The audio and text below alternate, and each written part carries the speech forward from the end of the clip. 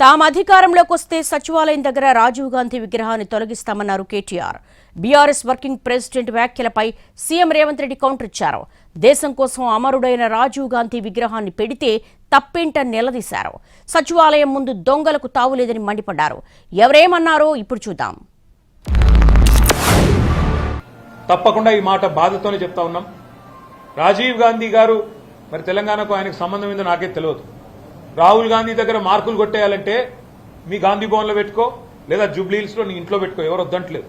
కానీ ఇవాళ తెలంగాణ సెక్రటేరియట్ ముందు రాజీవ్ గాంధీ విగ్రహాన్ని పెట్టి ఏ కాంగ్రెస్ పార్టీ అయితే వందలాది మంది పిల్లల ప్రాణాలు తీసిందో ఆ కాంగ్రెస్ పార్టీ మళ్ళొక్కసారి క్రూర పరిహాసం ఆడే విధంగా తెలంగాణతో, తెలంగాణ అస్తిత్వాన్ని, తెలంగాణ ఆత్మగౌరవాన్ని దెబ్బతీసే విధంగా వ్యవహారం చేస్తా ఉన్నారు. పొద్దున్నేస్తే రాత్రి వరకు తాగి ఫామ్ హౌస్ లో పొర్లాడే కేసీఆర్ విగ్రహం ఉండాలన్నా అక్కడ సచివాలయం ముందల, లేకపోతే దేశం కోసం ప్రాణత్యాగం చేసిన రాజీవ్ గాంధీ విగ్రహం ఉండాలన్నా తెలంగాణ సమాజం ఆలోచన చేయాలి. నిన్నటికి నిన్న సన్నాసి రాజీవ్ గాంధీ విగ్రహం తొలగిస్తే మేము అధికారులకు వస్తే అని అంటున్నాం.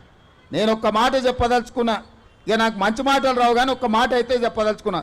ఎవడైనా శాతనైతే వచ్చి రాజీవ్ గాంధీ విగ్రహం మీద చేయి పెట్టండి బిడ్డ, చెప్పు దిగకపోతే చూస్తా నేను. నీ అయ్యా విగ్రహం కోసం, దేశం కోసం ప్రాణాలు ఇచ్చిన రాజీవ్ గాంధీ విగ్రహాన్ని తీస్తావా నువ్వు? నీకు అధికారం అనేది కళలో మాట, కళలో కూడా నీకు అధికారం రాదు. నీవు మళ్ళీ రాజీవ్ గాంధీ విగ్రహాన్ని తీస్తా అని మాట్లాడతావా? చింతమడకకు పోతావు బిడ్డ, నువ్వు అనుకుంటున్నా ఈ చింతపండు అవుతుంది అక్కడికి గిన వస్తే.